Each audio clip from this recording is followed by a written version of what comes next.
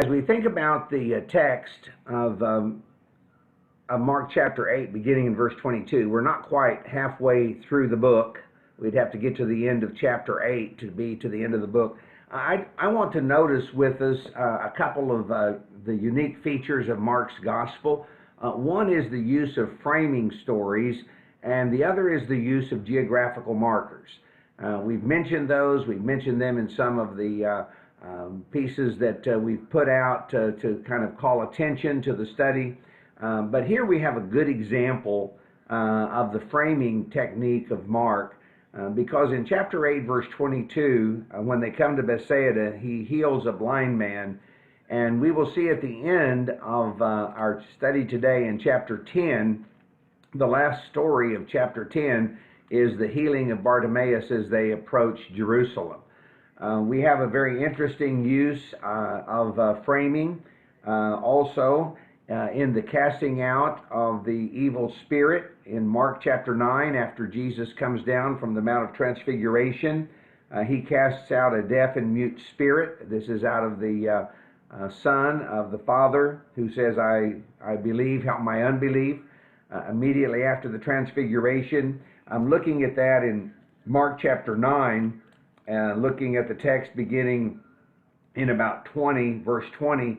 They brought him, and the spirit saw Jesus and immediately threw the boy into a convulsion. The point is, we have the casting out of the evil spirit. The disciples could not do it. Jesus did it. In between, we have the second passion prediction, chapter 9:33, who is the greatest?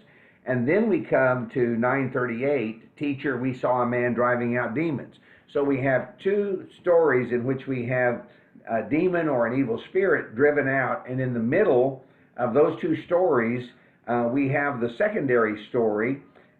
We have a focus on the importance of this aspect of Mark's gospel. So we have at least two examples in our study today of Mark's use of framing, one being the two blind man stories, the other being the little section in chapter 9 concerning driving out evil spirits or demons, and the second passion prediction, the second announcement of Jesus' death in the middle. I want to think about the geographic markers with you as well. We talked a little bit about this in one of our previous classes, but I think it's not been made available either in the video study or the in-class comments. But Scott had mentioned the fact that when we come to 8:22, we actually have a continuation, it would appear, of what has been going on, because in 8:21 they have come back across the lake, they've come to Bethsaida, and it would appear that we have a continuation. Let me set the Gospel of Mark in context for you with geographic markers. We begin, after the words of introduction, we begin with the choosing of disciples beside the Sea of Galilee. In chapter 1, we notice that beginning in verse 16. So we are beside the Sea of Galilee. From that point, Jesus works in Capernaum, and we have that toward the end of chapter 1, beginning in 1:21, and then he moves to Galilee. In chapter 2 and verse 1, he's back in Capernaum, but because of the large number of people around him, he can no longer enter the villages, and the next section, the section of chapter 2, appears to have him beside the sea and walking through the rural fields, the fields that have been sown. He comes back to Capernaum again in chapter 3 and verse 20, when the teachers of the law come down, after having chosen his disciples, and beside the sea he shares the parables. For the first time in chapter 5, he crosses into Gentile territory, over to the area of the Decapolis on the east side of Jordan. But very quickly, in chapter 5 and verse 21, he comes back. By the time we get to 5:23, we have Jesus back on the other side. Now, sometimes when we cross the Sea of Galilee, it's hard to tell where we're going. Because if you think about the possibilities, you can either cross from the west side in a southeasterly direction to arrive at the Decapolis, or you can cross in a northeasterly direction and arrive at the area near Bethsaida. although some maps will show you that the Decapolis actually extended quite a ways north on the east side of the Sea of Galilee. And some maps even show that east of Bethsaida, very close, was also the area of the Decapolis. After this time in Capernaum, when they come back from the area on the east side among the Gentiles, Jesus is rejected in Nazareth. We have the feeding of the 5,000, and they cross the sea, but this time it's very clear that they're going to Bethsaida. This is when Jesus walks on the water. I'm looking at 6:45. And so there's an encounter. After the encounter with the Pharisees, or the Jewish leaders, then we have Jesus traveling to Tyre and Sidon, which is a Gentile region. And immediately after, in 7:31, he leaves the vicinity of Tyre and walks through Sidon down to the Sea of Galilee and back to the Decapolis, back to the Gentile side, the east side of the Jordan River. And we have the feeding of the 4,000, which seems to be a Gentile story. And then, as we've noted, they come back across the sea. And that brings us to Bethsaida, which looks as though it's a continuation of everything that's gone before. But I want to suggest to you that what we've seen in the summary I've given from chapter 1:16 with the choosing of the disciples to 8:21, I just want you to note that Jesus has crossed back and forth across the Sea of Galilee. He's been in Galilee, he's been in Capernaum, he's been in Bethsaida, he's been into the area of the Gentiles on the east side of the Jordan River, the Decapolis. He's also been to Tyre and Sidon, but it's really rather limited right there in what we might recognize or think about as the general central region of Israel as we know it today. So there's going to be something happen here, and you only see it happen if you are paying attention to the geography, only if you look at the geographical markers. So now we're going to begin in Bethsaida, and it looks as though everything is going to be normal. This is what we've been doing for all of the book to this point, 7.5 chapters. But what in reality happens, they come back to Bethsaida, and we have a man who at first can see and then can see clearly. That seems to set up the entire section. But by chapter 8 and verse 27, we have Jesus in the area of Caesarea Philippi, which is to the north. And what's going to happen in the section of text that we're talking about today is we're going to begin in Caesarea Philippi on the north. We're going to come back to Capernaum by the time of the second announcement of his death. I'm looking at 9:33. We're going to come from Caesarea Philippi in the north back to Capernaum on the north end of the Sea of Galilee. And then in chapter 10 and verse 1, we're going to be down to the region of Judea. So we are around the area of Jerusalem, but also across the Jordan, so on the east side of Jordan.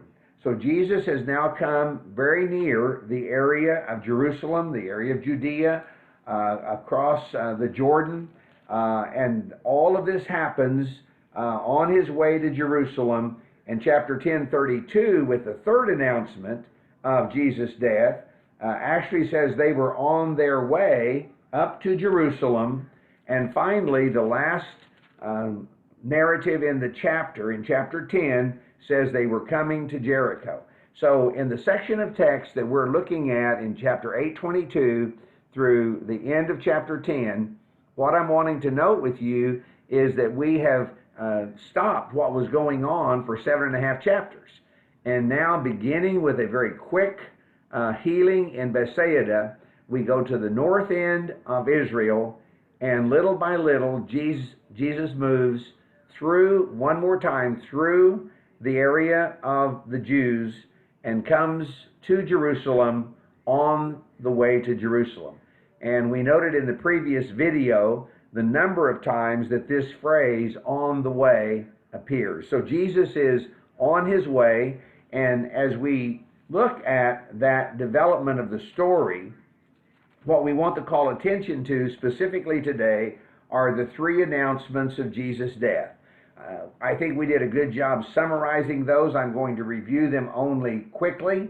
In chapter 8, verse 31, as he teaches them about his coming suffering, his rejection, and being killed and rising again after 3 days.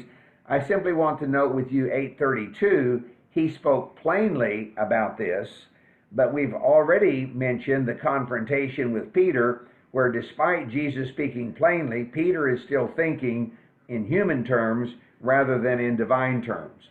When we come to chapter 9 and verse 33, perhaps we should look more specifically first, beginning in verse 30.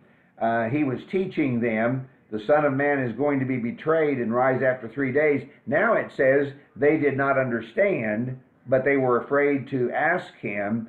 But we've already noted that now they're talking about who's going to take his place, who's going to be able to be first. And Jesus uses that as an object lesson. And then as we move closer to Jerusalem, in chapter 10, we see the third announcement of his death. It says in 10:32, they were on their way up to Jerusalem. Now we know from the geographical markers that they're already in the vicinity. They're already in the area of Judea, chapter 10 and verse 1. Now it says the disciples were astonished and those who followed were afraid. So he takes the 12 aside and tells them again what's going to happen. And out of that particular announcement, we have the request of James and John. So that part of Jesus' journey, the way of discipleship, is constantly interrupted, first in the sequence that moves from the north of Israel to the area of Jerusalem, but is constantly interrupted by these three announcements of Jesus' death. Now, in those announcements in Mark's Gospel, we're reading something that is very common in the Synoptics. We have the same stories with a different twist, different details, I mean by that, in Matthew chapter 16, chapter 17, and chapter 20. And in Luke's Gospel, we have them in chapter 9. Both the first and the second announcements are in Luke chapter 9, and then the third one in Luke chapter 18. So each of the Gospels, the Synoptic Gospels, is put together differently. As we study Mark's Gospel, I'm so impressed to see the very great way in which it becomes a literary masterpiece, thinking about all of the little details that are so easily overlooked. And one of my purposes in our study has been to call attention to those details, and I share these now so that perhaps we'll have an opportunity to include them in our conversation as we come to a conversation in the class here by Zoom, and I'll try to review some of the questions or comments that may be coming up on Facebook also. Sometimes multitasking is not my number one suit, but we'll do what we can, and we appreciate those of you who are in the Zoom class and also those of you who are watching us on Facebook today. So let's move now to a discussion of these matters. Thank you for sharing this time of commentary and giving me the opportunity to expand the teaching of the video. So grateful for what God is telling us in the Gospel of Mark.